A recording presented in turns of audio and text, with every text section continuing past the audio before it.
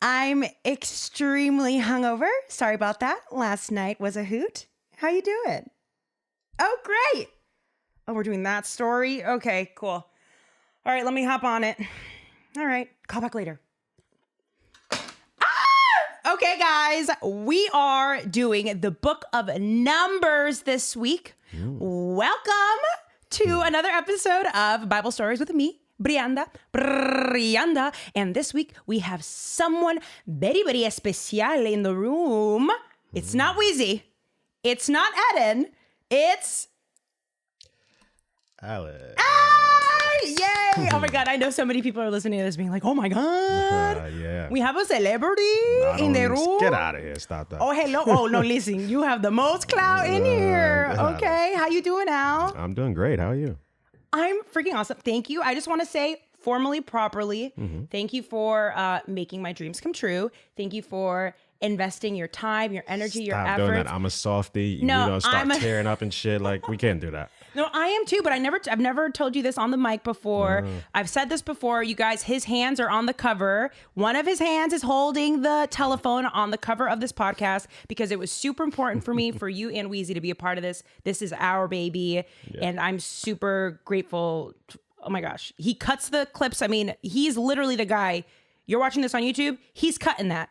Like, thank you. I am forever indebted to you. I wish I knew she was going to do this. I know, you're freaking awesome. But, Yep. the listeners don't know this. We also have our first kind of studio guest in the building. We've got my girl, Clara. Hey, how are you? Clara, how are you? I'm good, thank you. Tell them where you're from because they're going to ask. They're going to ask. She's from Barcelona. España, La Rosalía. Mama, I'm so excited. Is this your first podcast? Very first one. I'm actually a little nervous. And you chose the Bible podcast to come on. Damn right. This is going to be great. Do Yes. you? What's your Bible situation? What's your Jesus ranking? 0. 0 out of 10. I'm a non-believer. But I'm coming here. I can learn. So teach me. No, this is dope. I think this is going to be really exciting for the listeners. I have atheist friends and I'm very friendly and I love them. I was an atheist for too long to be that judgmental. I'm glad that you love them. I'm glad that you say that you love your non-believers friends. I do. Okay. I love my non-believers. Not as much as I love my believers.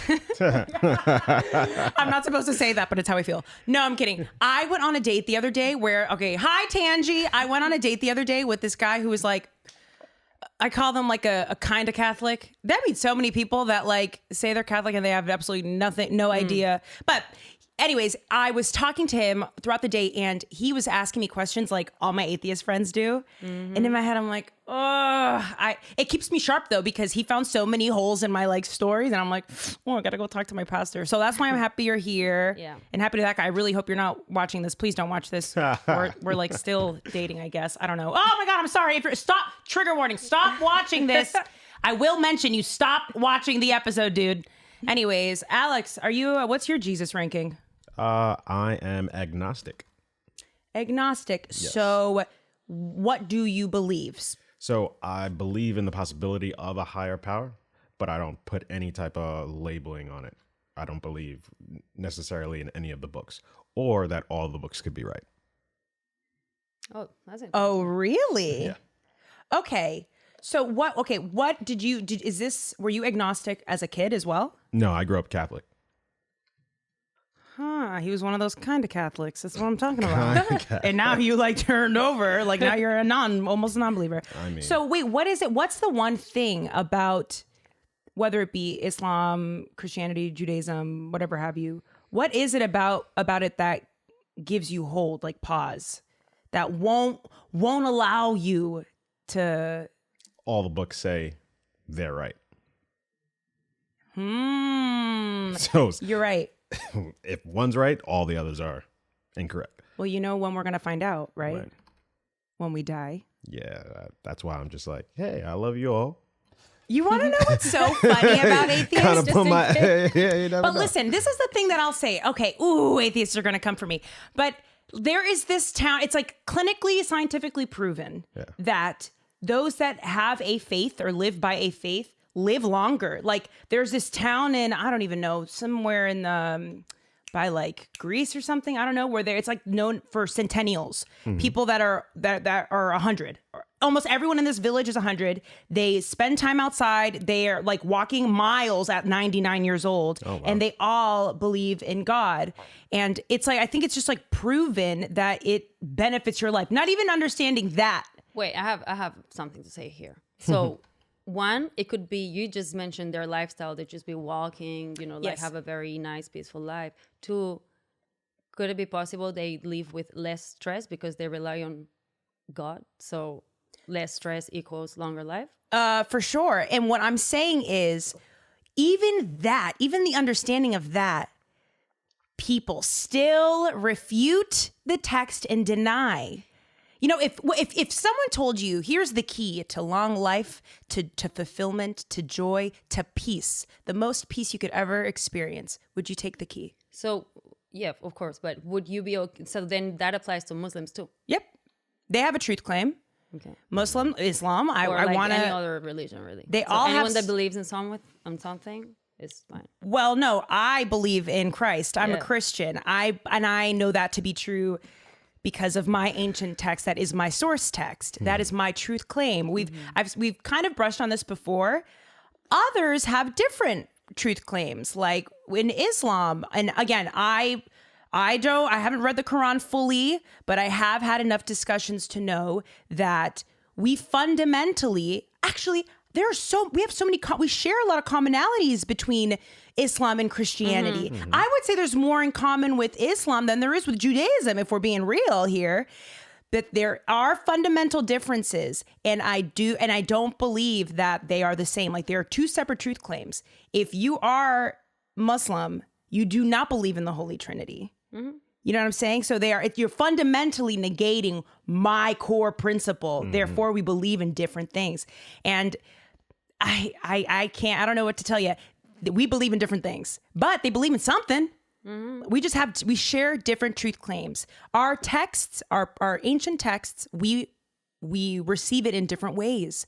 I've had conversations with Muslims where they literally, it's like talking another language. They don't believe Jesus to be the Messiah. And I say this as a Christian. I'm sure that you, an atheist, you're agnostic, you're like, yeah, they do. In my heart, you have to understand that is so like, the proof is right there. It's there. It's in the text. But this is what faith is. These conversations are really squirrely. These conversations are heavy. But if your will is not to understand, you're never going to. It's something beyond text, and it's something beyond intellect. It's another sense.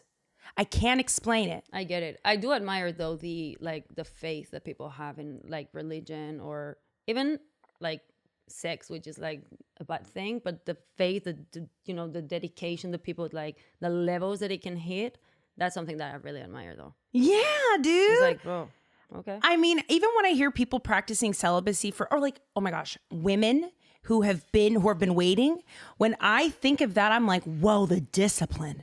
Like, I am a very sexual person. And like, that has been the hardest thing for me. And the fact that there are people who've committed to that because of their faith, their strong belief in that for me is like, that level of discipline. You're Olympic. You're like a gold medalist Olympian. Well, I can't really speak on here because I'm not like believer, so I don't live by that. But I would think that if you have such a strong faith, or like you're so convinced onto like you're doing the right thing here, it wouldn't be so hard to just wait, because your mind is somewhere else. Like it's just focused on what you're supposed to be doing. So what do atheists believe in?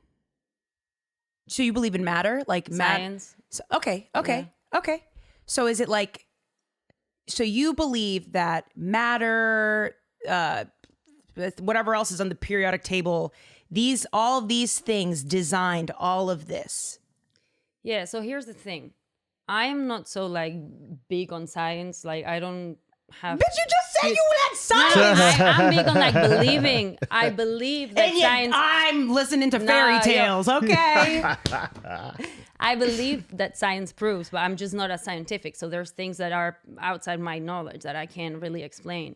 I get what you're saying. Big Bang. I don't know the details to it. Okay, I know just what you're saying. believe science more than a story. Because when people ask me like a ton of really heavy, complex theologic questions, I don't know. I don't feel like I have la capacidad, like the capacity or ability to even discuss it because I just don't have that brain. Like I'm not that. And you haven't been studying that. Like scientists study this for their whole life, like. Yeah. So same. Well, with you, I also believe that God made scientists, and science is great. There are times. What's that? Enough. Oh man, I'm gonna mess up the. I'm not even gonna bring it up. But like, there are prominent scientific, like the patriarchs. Like you got Einstein, you got what's the other dude? What's that? With the Edison, you got all these people that they say that they're atheistic, but there are always these quotes in their lives where they say something like. But they also were in a very like Christian society or very religious society. Like back in their times, some of them no, not these Nordic ones, not the Nordic ones that like are from like Sweden or whatever. A lot of them come from other countries. They come from places that are pretty secular. But I understand that there are people that do come from Christian backgrounds that still, they say that they're atheistic.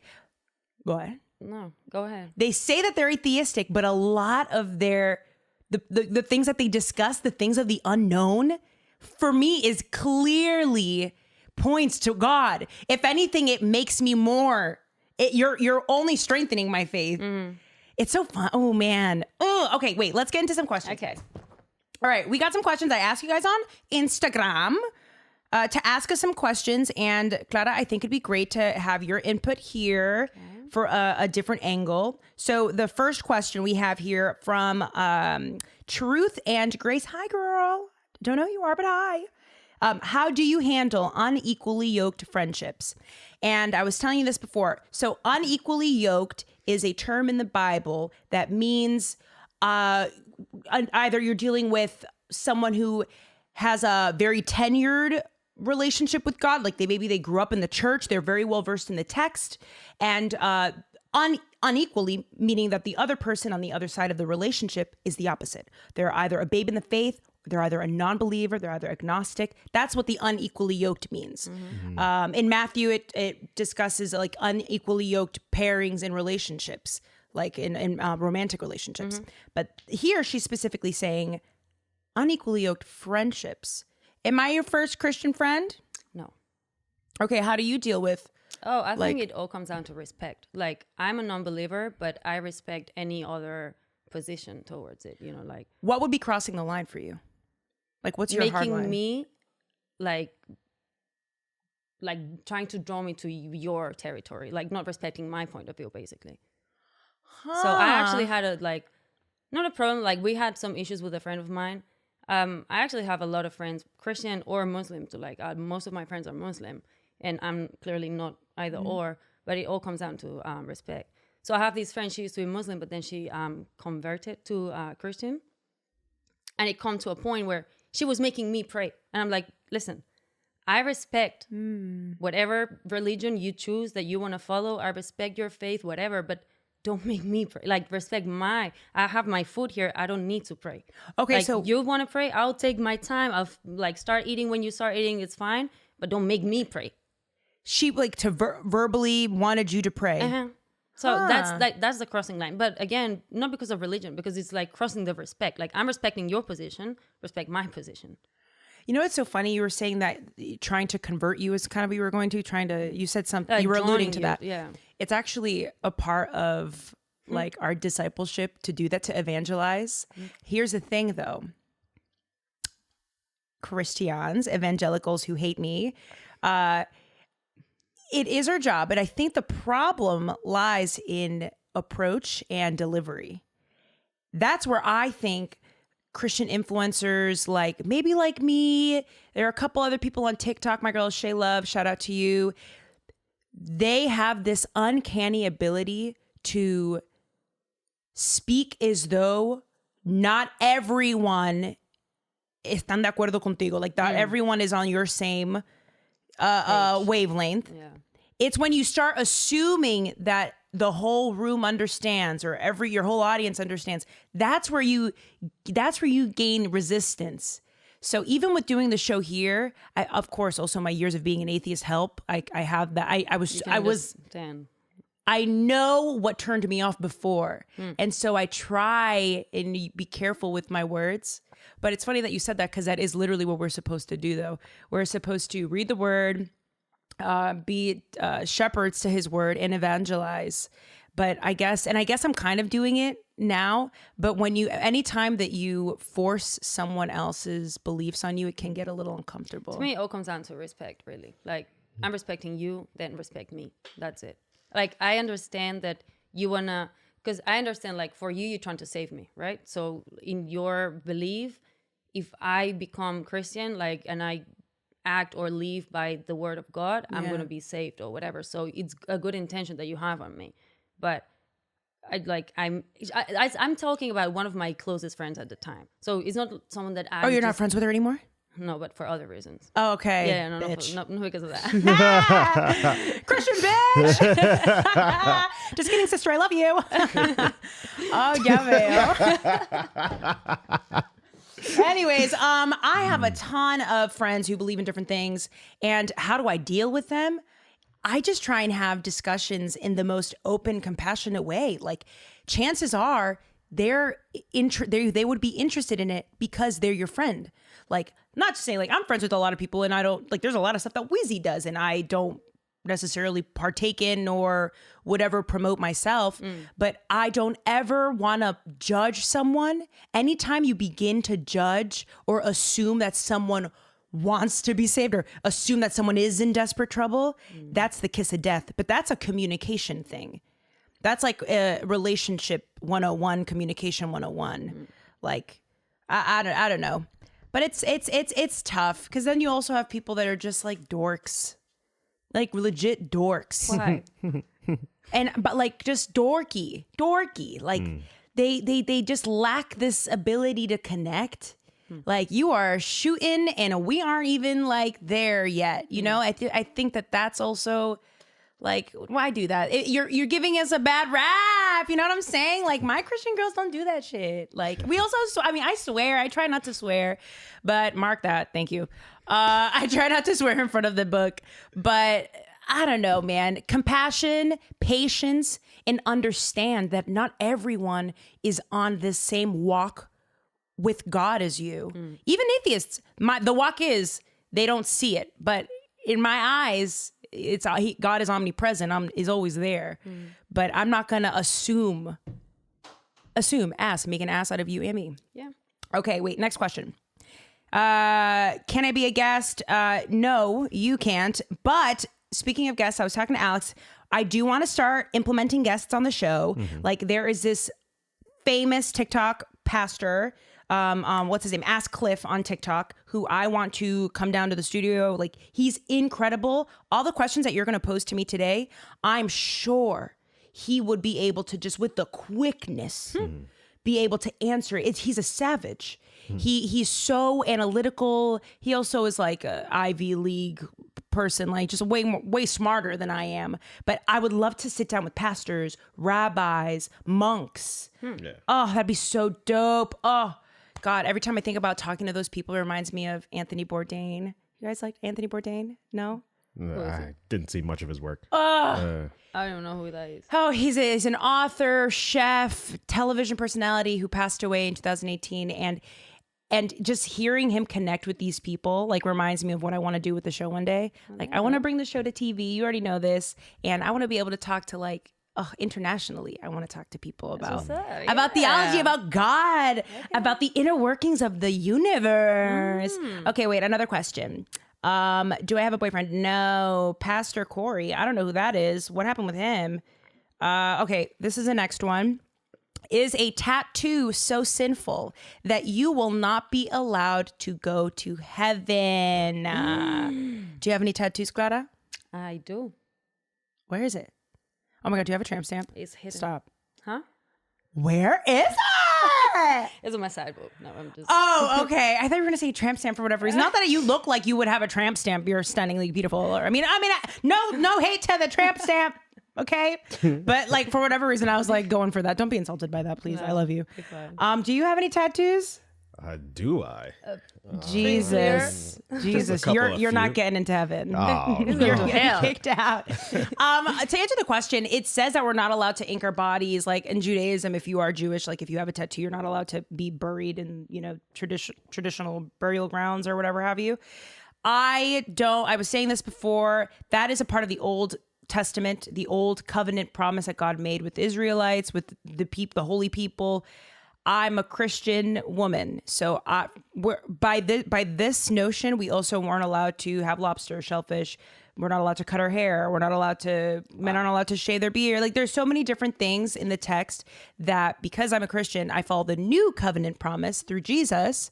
Like, I just don't, when I see that, I'm like, absolutely not. Like, my pastor has a ton of tattoos. Oh, really? Yeah. It's just, that's the part of the old covenant promise. And I don't, obviously I follow the commandments and I fear God. That's the crucial part of the Old Testament and the New Testament.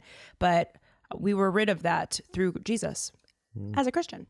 All right, guys, we're moving away from questions and we're diving into this week's book, the Book of Numbers, which was poorly translated in its title because they gave it the most boring name, Numbers, because they number the population of Israel. That's why it's called Numbers.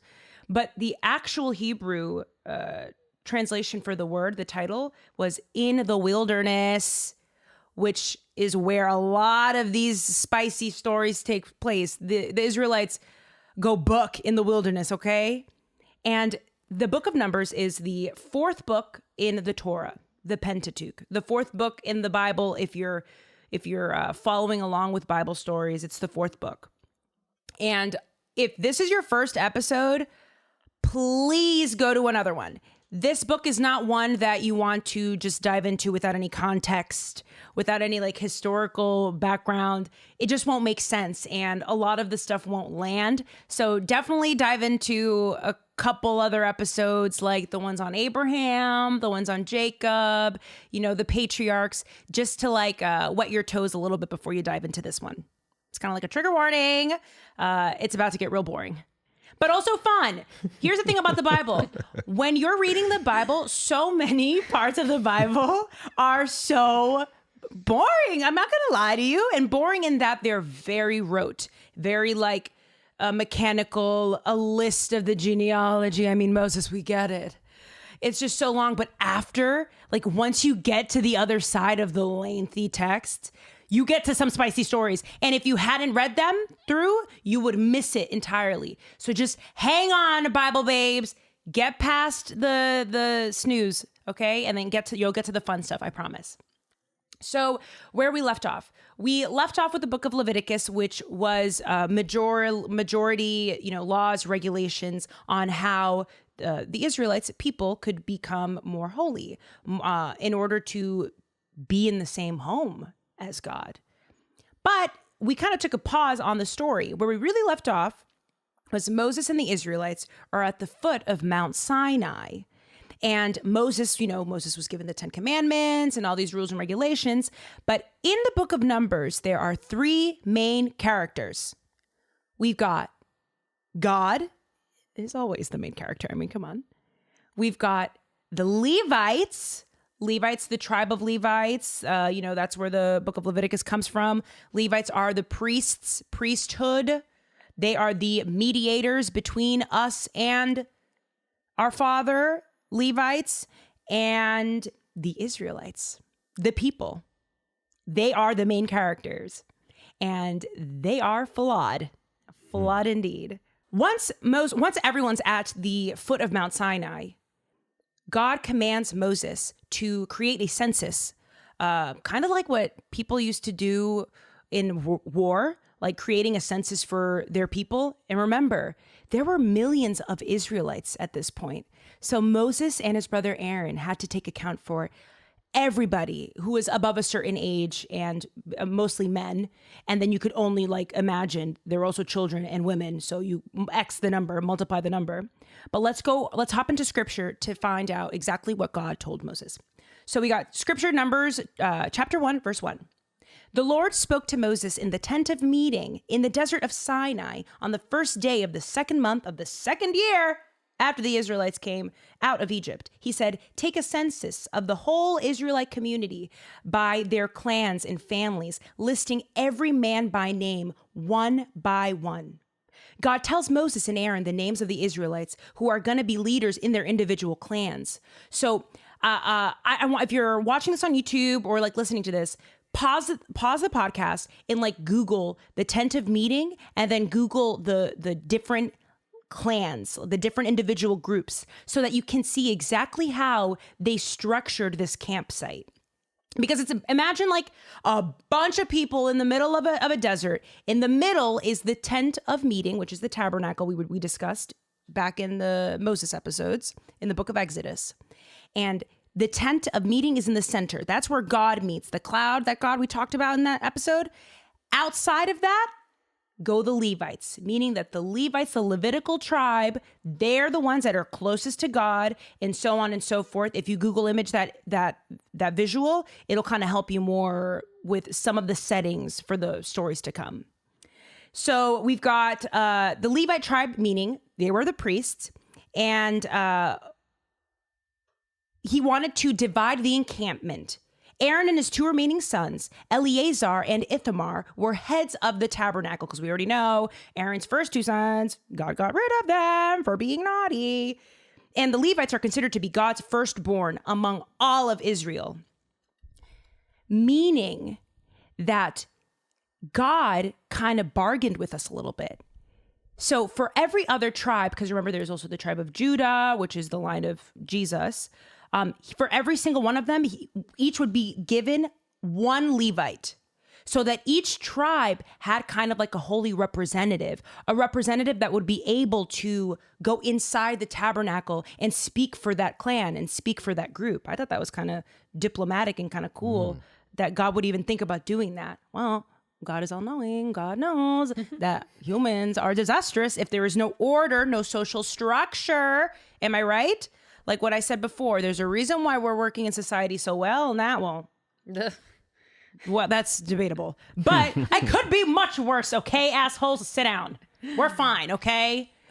Anyways, so the three clans within the Levite tribe were Gershon, Kohath, and the Merari, which the way they do it in the biblical times is like whatever the name was, they'll add an ites, and that's the group. So Gershon, Gershonites, etc. Kohath, Kohathites, and the Merari, the Merarite clan. And each dealt with different things. They had specific assignments. The Gershonites dealt with curtains, things, fabric stuff that had to do with the tabernacle. You know, the Merarites dealt with structures, the pillars, the pegs, the structural things. And the Kohathites were in charge of guarding the holy vessels, guarding the ark that was in the tent of meeting. And y'all know, I don't know if you guys watched the last episodes, but the tent of meeting is portable, because the Israelites at this time are moving from place to place. They're not staying just put because it was dangerous.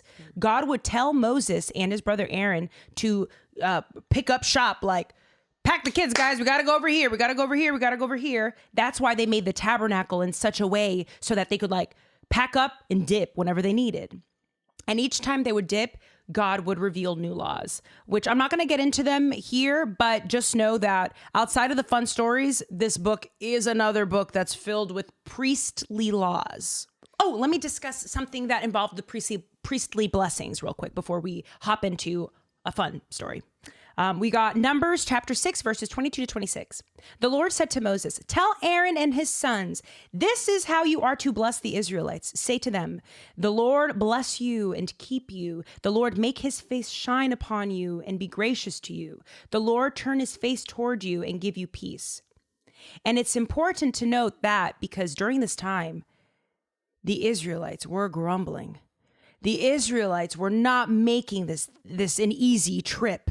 Could you imagine being promised this promised land? You keep talking about the promised land. Where is it? They were just grumbling. So it makes me at least feel good when I read that reminders, like, God is telling the priests who are in charge of being our mediators to him, like, make sure that they know, that the Lord makes his face shine upon you and gracious to you. The Lord turn his face forward you and give you peace.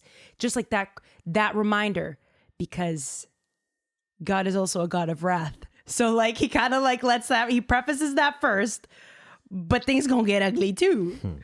So I was saying before, the Israelites grew tired. They are defaming both Moses and Aaron, talking mad smack to their face. Scripture, chapter 11, verse 4. The rabble with them began to crave other food. And again, the Israelites started wailing and said, if only we had meat to eat. We remember the fish we ate in Egypt at no cost. Also cucumbers, melons, leeks, onions, and garlic. And now we have all lost our appetite. We never see anything but this manna. Manna was like the stuff that Moses and everyone was provided them to eat, which wasn't as tasty, as flavorful as the meat that they had in Egypt. Hi, Tangi. Sorry, guys, I have to break this. That part pisses me off so much because you want to know what it reminds me of? It reminds me of when we revise history and we recall memories that were traumatic. These Israelites were slaves. What meat were they talking about? Where they try and re-remember like el pasado, the past. Like if it was something, they glamorize, they sensationalize the past. That's what trauma will do for you. And the second you hit hardships, you start remembering the past in this more favorable way. That's what keeps people in bad relationships. That's what keeps people defending bad people. You know what I mean? Every time I read that, it's indicative of that. Like these Israelites are defaming God to his face, insulting Moses, who literally saved them from slavery in Egypt. They're now lying to themselves, deceiving themselves. There's this, now I sound like I'm evangelizing, but there's this book in the New Testament, the book of James, one of my favorite verses, chapter 1, verse 22. Like they say, like in that book, he also says the heart is deceitful. And he says, be not hearers of the word, but doers. You deceive yourself. And this is an example of people deceiving themselves. Sometimes your heart will spew lies to you and you'll believe them if you're susceptible to them. Okay. Anyways, that was a high tan, you guys. Sorry. And Moses heard the people of every family wailing, and God was pissed because then he heard Moses's sister Miriam, who's around, by the way, she's around, the girl who found Moses in the river. She's the one that like told the Pharaoh's daughter, like, hey, I got a mom. His sister Miriam is here, and Aaron, his brother. Both of them start talking ish on Moses's name. Numbers 12, verse 1. Miriam and Aaron began to talk against Moses because of his Cushite woman. Because remember, Moses married a Cushite woman.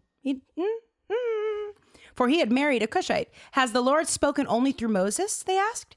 Hasn't he also spoken through us? The Lord heard this. They're basically saying, and is it true that Moses is the only person who calls the shots? Is he really who he says he is? Why can't it be us? That's what they're saying. Yo, when I tell y'all, like literally, God was so insulted. God said to them, God said to Moses and to Aaron and Miriam, you guys know that I speak to Moses face to face. Moses is a prophet that I don't treat like the other ones. I don't talk to Moses in riddles and in sonnets and in songs. I square up with Moses. Moses has seen me. So if you doubt Moses, if you fear Moses, you're doubting me and you're fearing me. Okay. And literally God was like to Moses, he was like, all right, I'm about to kill him. Should I do it? Like Thanos, snap of the finger, like about to do it. And of course, Moses goes, no. Wait. Please. But God responds to Moses, chapter 12, verse 14. If her father had spit in her face, talking about Miriam, would she not have been disgraced for 7 days? And what he means by that is, okay, I'm not going to kill her. I'm not going to do it.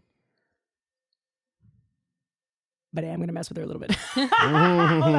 Because what he does is when he hears that, he shows up in a bit, because, when God is mad, the way they paint the picture of him is like flames. And so in this text, God shows up after Miriam and Aaron are talking ish and like basically like shines his flames at them, almost burning them. You know what he gives Miriam for talking the most ish? And also Aaron was a high priest. You know what I'm saying? He gives her leprosy. And she was a woman, maybe? Yeah, and she was a woman too. Yeah. Who knows? Maybe. Yeah. He gives her leprosy, a skin disease. Was la lepra? Yeah. He gives her, yeah. God. So, but that's what he did instead of killing her. And he said that you will be quarantining on the outsides of, the camp, the camp. So you're going to be on the outsides and you're going to quarantine for 7 days. That's what we're going to do. I thought that was so petty. I was like, God would, you know what I'm saying? But doesn't that kill you too? Kills you, right? Well, the great part about the book of, great question. The great part about the book of Numbers is we see that God is a just God and we see that God is a punisher. Oh, he can save her too. Exactly. No, he's a healer. Like he'll give you how to heal you. He'll give you the ways, like literally specific, the rules, the antidote. Here's the antidote. Whether you take it or not, I'll honor it. I'll honor whatever you choose to do. I forgot that part. Okay. Sorry. Carry on. Better not believe in the rule. I will pray for you tonight. Oh my God, but I love you. I pray for everybody, if we're being honest. I pray for this fool, you and Weezy, all the freaking time. Literally, like, I can't wait till we make so much money and get so rich, evangelizing with our richness and our Rolexes. I mean, I don't have a Rolex, but you do. So now that we know God is really displeased with the Israelites, I mean, what is new? Miriam, Aaron, messing up. God commands Moses to tell 10 of the leaders in the tribes to spy the land of Canaan. Canaan is the promised land. This promised land that we're talking about, it's Canaan. That's what God has promised his people. Mm-hmm. The land of milk and honey is Canaan. Okay. So God is so smart. God is like a general. You know what I'm saying? So he tells Moses, send 10 people to spy, scope out the scene, see what's good, see how the land is doing, see the people, and then report back. So Moses sends the spies, and they come back and they report back.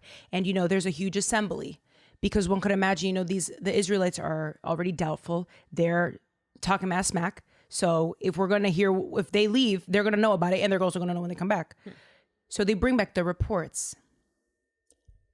8 of the 10 people say, okay, y'all, the land is good, but the people are way too strong. They would end us. 8 of them tell millions of Israelites this. I don't know if you've ever noticed this, or like maybe in the a comment section. Now that I am developing a show and I read through comments and stuff, I've noticed that there could be a bunch of positive stuff on a comment thread, but the second one person says something negative, it like a cancer just spreads. Oh, really? So people just start. Yeah.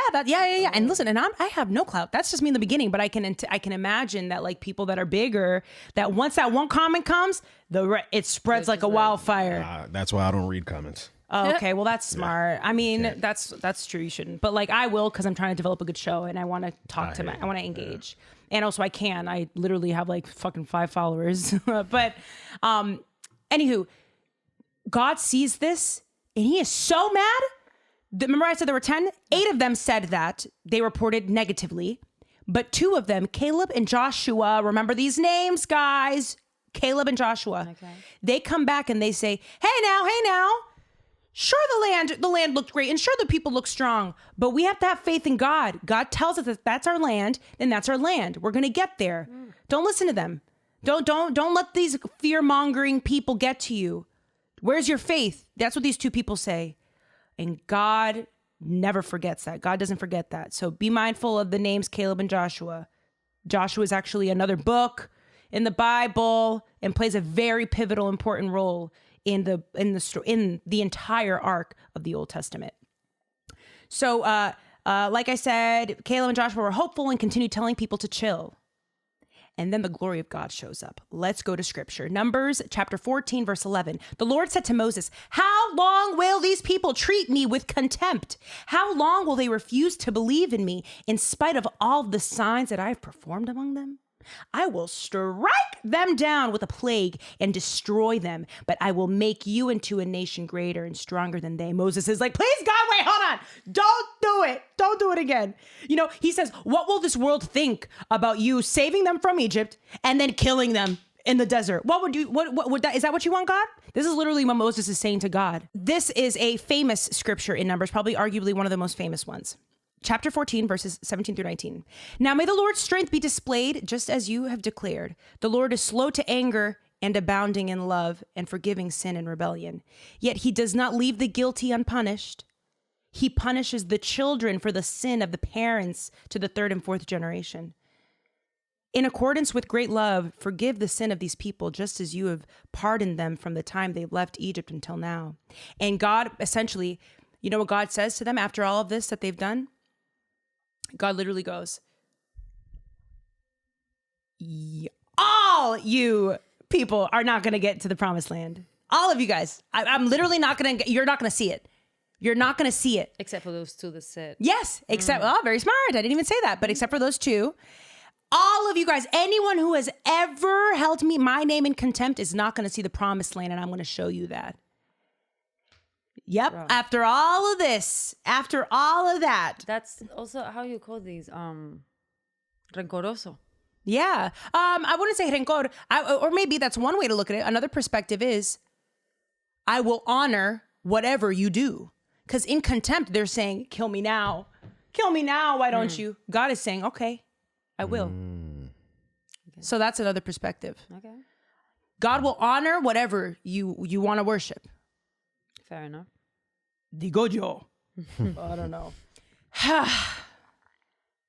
You guys, buckle up, grab some snacks, because the next story is like Avengers level, a Marvel movie. Like, Let's go. this is it, guys. Sit tight. Here comes the juice. Yes. So this story involves a Kohathite. His name's Korah, and Korah was a Levite, one of the priests. He ends up creating a coup to take down Moses and Aaron. He gets together 250 men, like a little baby militia, like the insurrection in January, the Capitol Hill riots, but Israeli. You know what I mean? Like, okay, he creates 250 men, seize power away from Moses and Aaron. Obviously, news gets back to Moses. He's connected. Moses is like, all right, guys, y'all sound ungrateful and dumb. Please don't do that. But they shouted, you took us from the land of milk and honey and nice things. Remember what I was saying before about people remembering the past a little bit? That's happening again here too. So they say, and who put you in charge? Why do we have to listen to you? And Moses is like, I already know God is watching this and he is pissed. So you know what Moses says? And Moses at this point, he's a professional. How many times has a situation like this happened with Moses? Right now, it's probably like the 22nd time I've counted. So Moses goes, you know what? All right, bet. You and all your road dogs show up tomorrow morning by this part of the tent or whatever. Show up, bring them all. Let's see what you guys got. Bring your incense too, because they were priests. So they come. In front of everyone, in front of the assembly, Moses goes, all right, boys, you guys are doubting me, therefore you're doubting the Lord. All right, listen. If you guys die of natural causes, then you're right, the Lord doesn't exist. You're right. I'm not here to serve the Lord. You're right. But if the earth splits open and swallows you whole, then you guys are my bitches. And before he could even finish his sentence, God opens up the ground that these people were under. Him swallows him whole. He becomes engulfed by the ground. They're all seeing this happen. Literally, the Lord is like, y'all better get away from them, because whoever they're touching, whoever they're near, you're going down with them. So Moses is like, back up, guys, back up. Otherwise, you're going to fall to the ground. You're going to burn. You guys, okay, wait. So Moses, okay, listen. So Moses says, coño, I lost it. The ground opens up and swallows them.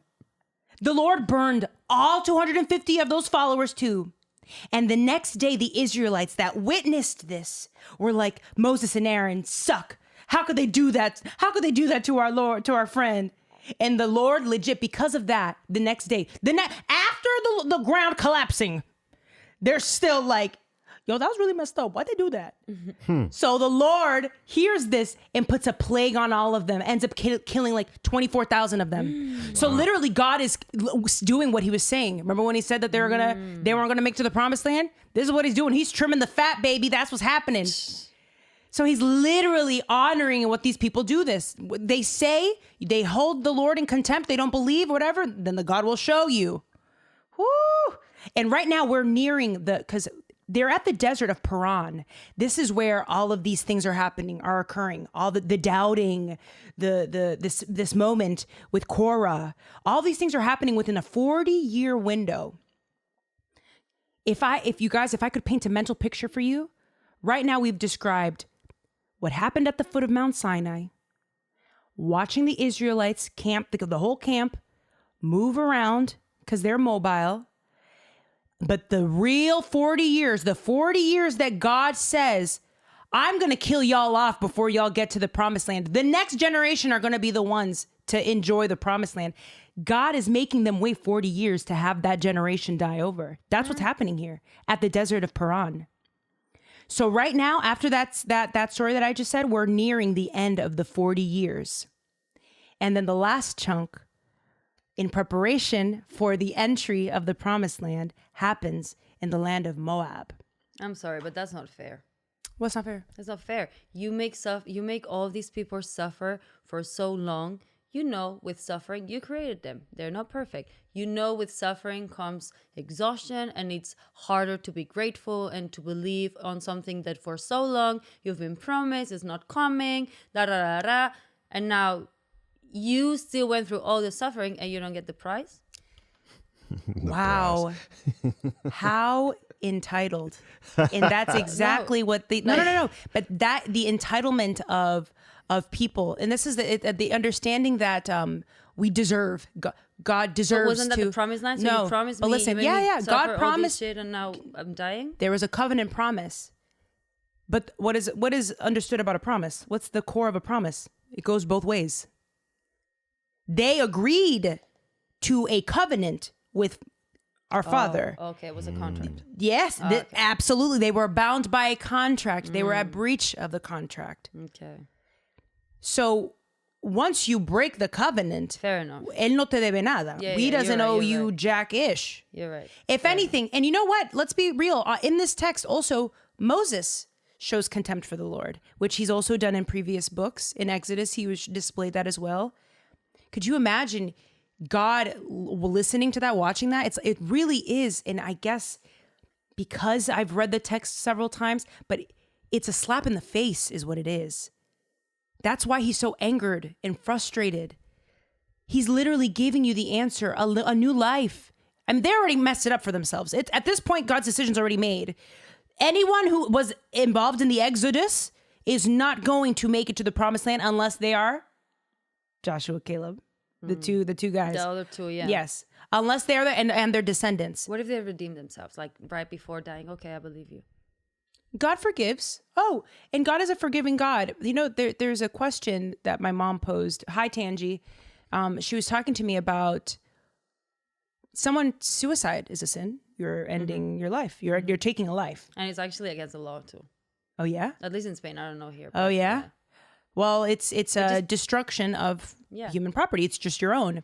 And my mom brought up this point, and she said that someone asked her, if someone falls plummets to their death, and mid-fall, they say, oh my God, I'm so sorry, Father. I'm so sorry. I don't even know. Maybe they didn't even have a relationship, but they had it then and there. God will forgive you right then and there. It doesn't matter when. You can be saved at any moment. But you're still going to die. So that's not a problem for a believer, right? Because if you die, you go to, and you're forgiven, you go to... well, being forgiven is different, and it is different than not being punished for your sins. Like, you're still committing a sin. And unless you've repented and have been washed of that sin, then you're still going to reap the consequences of that. But you still have that Because I was thinking that you can just live a life of sin and just turn, like when you're old and it won't work. It won't work. That's not. There's no Jimmy rigging God. So we're nearing the end of the 40 years in the wilderness, and the Israelites are dying off. Miriam died. Moses' sister, she dies, and even Aaron dies too. They have this like really ceremonious moment on top of a mountain where they remove Aaron's clothes and they give him to his younger son, who is then going to be the head of all the priests as well. And at this point, so many neighboring towns know about the Israelites because they're still squatted. Like they still got mad people. And like their other people in the other lands are now a little bit like, what's going on over there? They're watching from up in the mountains like, could it be that the Israelite God is going to bring them into Canaan? What's real good with that? Now, this is the last story I'm going to tell for the day, and it has to do with one of these towns. The land of Moab had a king who heard wind of the Israelites approaching. He could see them visibly. Seeing them, like what he doesn't know is that the Israelites are like eating their heads off, like, but whatever, for all he knows, they're planning to take over his land, right? So the king's name was Balak. The king of Moab saw the Israelites from a distance, and Balak sent his messengers to a man named Balaam, who Balaam was, how do you say this? He wasn't a prophet, but he was known in the land as someone who was hired to put curses on people. He was what they called a soothsayer. And if they hired him, he could curse you and bless you. It's just, this is what this guy was. And he was called by Balak, by some of his people. And Balaam was like, he was being offered so much money, coins, goods, jewelry, food by the king of Moab. And he still felt resistance, and that resistance we're about to get into right now. So you know what Balaam does? Because he's about his bag. So he grabs his donkey, he gets on his donkey and his two other servants, and he's on his way to Moab because he needs to meet them to see what's going on, assess the area before he goes to curse them. And as he's on his donkey, going towards the land of Moab, his donkey, who he's had for years, stops and starts and like pauses and falls to the ground. The first time the donkey kind of like does this weird spasm, Balaam hits the donkey. Come on, donkey, get up. So the donkey gets up and they keep trotting along. And all of a sudden, the donkey does it again. He falls to the ground. And Balaam goes, donkey, what is real good? Get up with the staff. He just keeps hitting the donkey.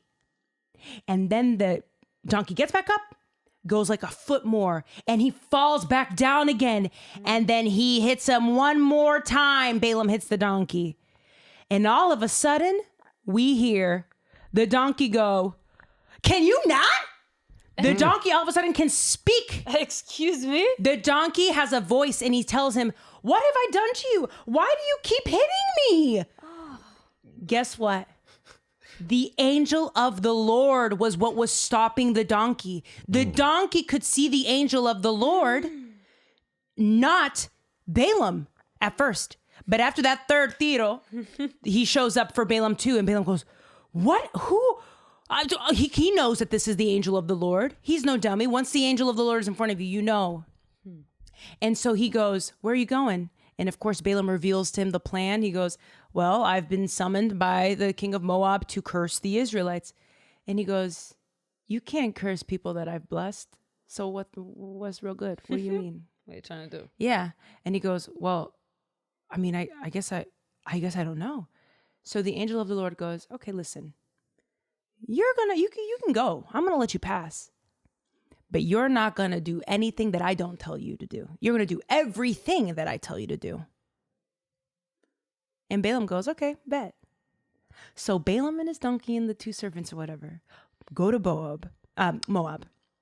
And they meet up with the king of Moab. And he basically shows them. He goes, all right, bet, look. The king goes, this is what I'm dealing with. You see them over there? The Israelites? They're going to take over. What do I do? Balaam goes, all right, listen. here's a situation. I can't really curse them because God won't let me. But let me try. So Balaam, does his little soothsayer stuff and he tries to curse them. He literally cannot pronounce a curse. Hey. He cannot say the curse. And you know what he does instead? He says blessings. Blesses them. Oh, wow. Blessings. And then the king goes, okay, hold on, let's go to another angle. So then, So then, this is so interesting. So then the king goes, okay, wait, let's hit him from this angle. What about this angle? Can you do it now? And Balaam goes, okay, let me try. Blessings, blessings, blessings, blessings, blessings. This happened 7 times. Ooh. These are 7 blessings that a soothsayer is putting on these people. And you want to know what's even funnier? Is what I said before. The Israelites are falling apart. And they don't even know that while they're falling apart, God is on a mountain pouring blessings onto them. And they don't even realize this is happening. I just thought that was so interesting that even when we don't see it, when we don't acknowledge it, when we don't see the blessings right in front of us, that doesn't mean that the blessing isn't being cooked up. You just can't see it. It's outside of your optics. That's true. Major. Anyways, yeah, I felt that one. Okay, guys. I won't get into the story is so long and this book is so, you guys, I mean, the book has like 40 some odd chapters in it. It's long and I know I'm going to miss some stories, but like the Balaam story actually gets real good because then at the foot of the Moab or whatever, he also, just because he doesn't curse them, he also does some foul stuff, which alludes to the king giving him a lot of money. Because he wasn't able to curse them doesn't mean he wasn't going to mess up the Israelites' plans. He ends up putting a spell on the Moabite women to seduce the Israelite men. So they end up having mad sex with the Israelites or whatever. God sees this and God's like, oh, Lord, what am I going to do? But that's a little pin on Balaam, by the way. They don't like mentioning that part. They only talk about the blessings. That muchacho was no bueno. Like, there's a reason why he did what he did. You know what I mean? The reason why he couldn't curse was because God didn't allow him to, not by his own volition, which is why I'm saying I don't trust humans, people. I feel like the human error is inevitable. We're flawed. Anywho, I already talked about that. Then all of a sudden we're winding down, guys. There's a second census, and Moses knows that he's not going to see the promised land at this point because of God said, anyone who has ever held my name in contempt, Moses has, and Moses has messed up a lot, is not going to see the promised land. So he asks the Lord, who's going to take over for me? I already know I'm not going to see it. I already know I'm going to die. But who's going to take care of them, the next generation? Who is going to be the shepherd to these lost sheep? And God says, you know what? That's a good question. It's going to be Joshua. Yeah, Joshua. One of the guys, Joshua. Joshua's going to be the one that's going to be executing the entry into the promised land. And his final ask before Moses' death, which we don't discuss in numbers, but just to give you a little information, was to kill the Midianites, which is another land. Moses ends up getting 12,000 men together and slaughters all of them. That was one of the last things that Moses ended up doing. Wow. And so far, we've touched on a lot. We've touched on rebellion. We've touched on spiritual loss. God swallowing people whole from the ground. We've never seen that one. That trick was fun. But at this point, we're past the desert in Paran. The 40 years have passed, and we're about to enter the promised land. It's go time right now. And this is all happening at the foot of Moab, which is a neighboring, it's literally, Canaan is right there. At this point, 9.5 tribes end up settling inside the promised land, and 2.5 tribes end up settling right outside of the promised land, which is okay. They asked Moses if that was okay, because some of them really liked the area outside of the promised land. And Moses said, so long as you guys don't start wars between each other, so long as you guys divide the land up and are fine, it's kosher. We're good. So chapters 28 to 33 are a bunch of laws I'm not going to get into, but it's a whole lot. You should get into them. And in those laws, God dissects the plans that he has for Canaan. Like, you're not just going to be rolling up there like, what's good. Like, no, there's still going to be laws and regulations in place, because we can't have the mistakes of the past happen again, which Stay tuned for next week's episode, guys, because I can't. Moral of the story is the enemy will learn from your mistakes, even if you don't. I'm pretty sure that's a lyric to a song, a gospel song. But the enemy being doubt, fear, insecurity, acts of spite, being unkind or mean. The enemy familiarizes itself with your strengths and your weaknesses. The enemy strengthens your weaknesses with a swiftness. It has the master key to every single one of your desires, and it will do everything in its power to keep you from peace, to keep you from the promised land. You know what this reminds me of? Sorry, hi Tangi and the moral story. I never do this. But I was listening to this Oprah interview that she had with this author named Caroline Myss. And Oprah asked her, so how do we know when we're on the right path? How do we know? What's our confirmation? Give me something. And the woman said something so dope that kind of tethers into this moral of the story. And she said, whenever you're in an opportunity or you have the potential to betray yourself, you're on the wrong path. If you have a feeling of like a self-betrayal, you're on the wrong path. And so much of that, the core of that was found in Numbers. Like, you have to have imagined that when these people were, doubting and condemning God and like negating what he's done for them, you have to imagine that these people were scared and hurt. And when you're operating from a place of fear and scared and hurt, you're more prone to betray yourself because you don't know any better. It's like that's when the enemy sees that, and then he climbs in. That's the breeding ground for the enemy, when he sees you scared, afraid, alone. That's when you're more prone to betray yourself, whatever that is for you, right? And what Numbers shows us is that God will honor whatever you worship. If you worship the enemy, if you worship your weaknesses, if you exalt your fears and insecurities, that will be what your reality looks like. And if I could encapsulate this moral of the story into a phrase, it'd be this: God is faithful to you, even if you're not faithful to him. God is faithful to you, even when you're not faithful to yourself. Ooh. Hey, Father.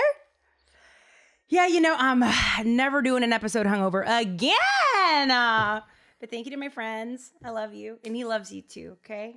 Yes, they're angels on my boobs. Sorry, God.